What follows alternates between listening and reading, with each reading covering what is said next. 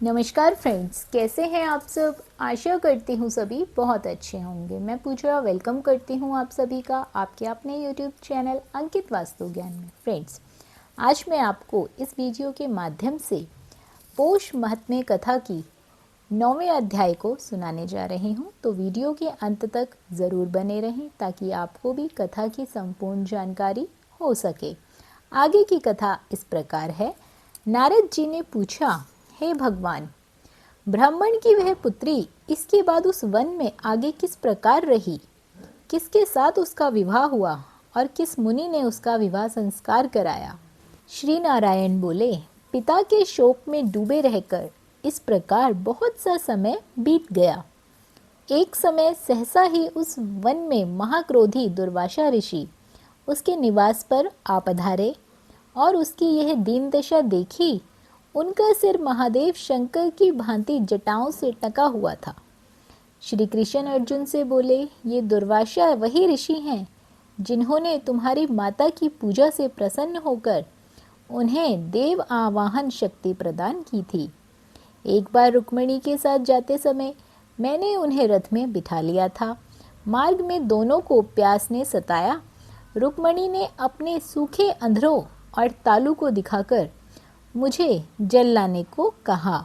मैं जल के हेतु पदाघात करता हुआ चला और प्रिय के प्रेम में निमग्न हो उसे भोगवतीपुरी ले गया।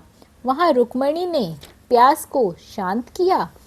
महर्षि दुर्वासा का तत्क्षण महाक्रोध हुआ और प्रलय यज्ञ की भांति उठकर उन्होंने श्राप दे दिया, हे कृष्ण, तुम सदा अपने प्रिय के प्रेम में निमग्न रहते हो। तुमने उसके ही कारण मेरा तिरस्कार किया है और वह अपनी श्रेष्ठता दिखाकर पानी पीती है। अतः तुम दोनों का वियोग अवश्य होगा।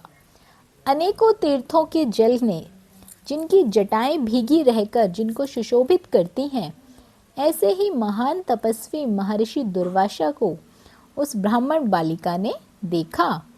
तब वह अपने शोक वहल मुख को ऊपर उठाकर ऋषि को नमस्कार करती हुई उठ खड़ी हुई और उन्हें अपने आश्रम में ले गई।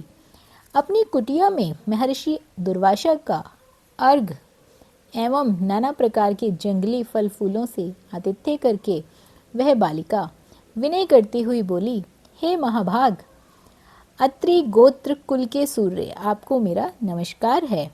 आपके आगमन से मेरा भाग्य का उदय हुआ है। आज मेरे सभी व्रत सफल हुए, सभी पुण्य फल सफल हुए, मेरे जीवन सफल हो गया। ऐसे वचन कहकर वह बालिका मौन हो बैठी। आतिथ्य से संतुष्ट और प्रसन्न महर्षि दुर्वासा उस कन्या से बोले, हे पुत्री, तुझको धन्य है, तुमने पृथकुल का उद्धार किया है। यह मेधावी ऋषि की श्रेष्ठ तपस्या का ही परिणाम है। मैं कैलाश से तेरी धर्मशीलता जानने के निमित्त ही यहाँ आया हूँ। अब मैं जल्द ही बद्रिकाश्रम पहुँचूंगा। वहाँ श्री बद्रीनारायण के दर्शनों की इच्छा से जा रहा हूँ। महर्षि दुर्वासा की संतुष्ट एवं प्रसन्न देखकर ब्राह्मण बालिका बोली, हे महर्षिराज, आपके दर्शन पाकर मेरा दुख का सागर सूख गया। भविष्य में भी मुझे अपने शुभ की संभावना दिखलाइए। हे कृपालु, क्या आप इस विषय के बारे में नहीं जानते?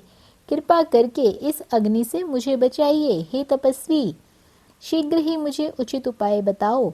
मुझसे विवाह करने की कोई भी इच्छा नहीं करता।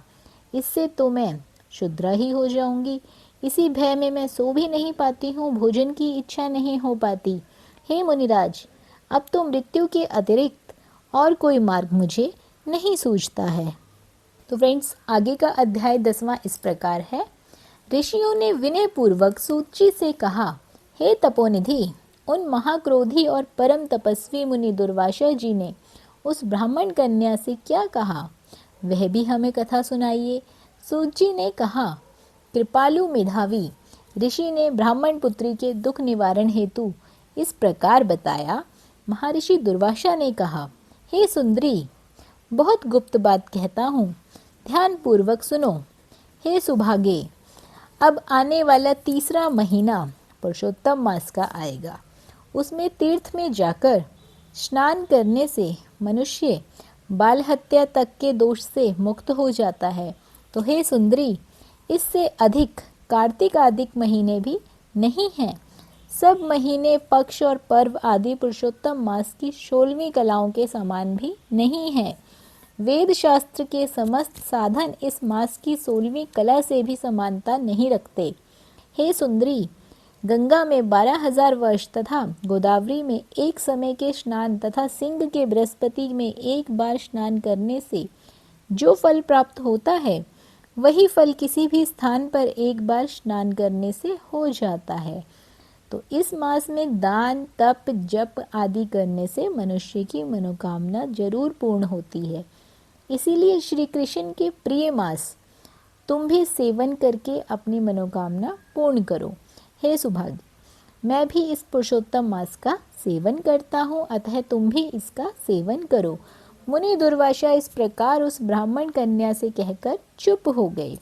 श्री कृष्ण बोले, दुर्वासा के वचन सुनकर वह मूर्ख कन्या क्रोधित हो कहने लगी, हे ब्राह्मण, आपके वचन मुझे पसंद नहीं है। माघ, कार्तिक एवं वैशाख आदि मास सेवन करने पर क्या इससे कम फल देने वाले हैं? शिव, पृथ्वी, सूर्य, अंबिका, गणित की सेवा पूजा क्या उसमें कम फलीभूत है? आप मुझे ये मास तो सब कर्मों में निंदित मलमास है, इसमें स्नान करने को क्यों कह रहे हैं? सूर्य की संक्रांति इसमें न होने पर भी इसे आप श्रेष्ठ कैसे कह सकते हैं? मैं जानती हूँ कि यह दुखारी निसंदेह श्रीहरि है, परंतु यह कैसे मान लूँ कि यह मलमास श्रीहरि का विशिष्ट प्रिय मास है? ब्राह्मण पुत्री के ये वचन सुनकर महर्षि दुर्वासा की आंखें क्रोध से लाल हो गईं, किंतु मित्र कन्या होने के कारण उसे श्राप नहीं दे पाए, अपितु दया की दृष्टि से कहा, उसे अपना हित अनहित जानने में योग्य नहीं समझा। पुरुषोत्तम मास की महिमा बड़े बड़े विद्वान भी नहीं समझ पाए, तब मूर्ख बुद्धि पुरुष और स्त्री कहाँ से जान लेंगे? यह बाला तो पितृहीन कुमारी दुख के कारण तप रही है, मैं श्राप कैसे दे सकता हूँ? इस प्रकार विचार कर क्रोध करके महर्षि दुर्वासा बोले, हे बालिके, तुम मेरे मित्र की बेटी हो, इसलिए मैं तुझ पर क्रोध नहीं कर पा रहा हूँ। तुम जैसा चाहो वैसा करो, मैं जो तुम्हारा भविष्य कहूँ वही सुनो। तुमने पुरुषोत्तम मास का जो निरादर किया है, उसका दंड इस जन्म में न सही तो दूसरे जन्म में तो अवश्य तुम्हें देना ही पड़ेगा। मैं तो बद्रिकाश्रम जा रहा हूँ, तुम्हारा कल्याण हो, मेरा समय नष्ट ना हो, शुभाशुभ को कौन मिटा सकता है? यह कहकर दुर्वासा मुनि वहाँ से चले गए। वह कन्या पुरुषोत्तम मास की बुराई करने के कारण तेजहीन हो गई। तब बहुत देर तक कन्या ने सोच विचार कर शीघ्र प्रसन्न होने वाले भगवान शिव जी को प्रसन्न करने का निश्चय किया। यह निश्चय करके मेधावी की पुत्री यानी कि उस ब्राह्मण की पुत्री ने उग्र तपस्या करने का विचार किया।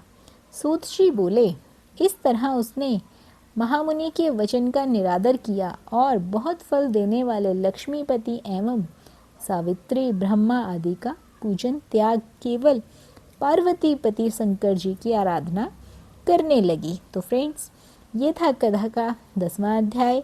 अगली वीडियो में फिर मिलेंगे आगे के अध्याय के साथ। जिन लोगों ने पिछले अध्याय नहीं देखे हैं, लिंक डिस्क्रिप्शन बॉक्स में दे दिया गया है, आप लोग वहां से चेक कर सकते हैं।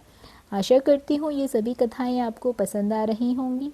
आगे हम पुरुषोत्तम मास के साथ साथ श्री हरि विष्णु और श्री कृष्ण की कृपा दृष्टि के बारे में सुनेंगे। तो बने रहिए आपके अपने YouTube चैनल अंकित वास्तु ज्ञान में। धन्यवाद।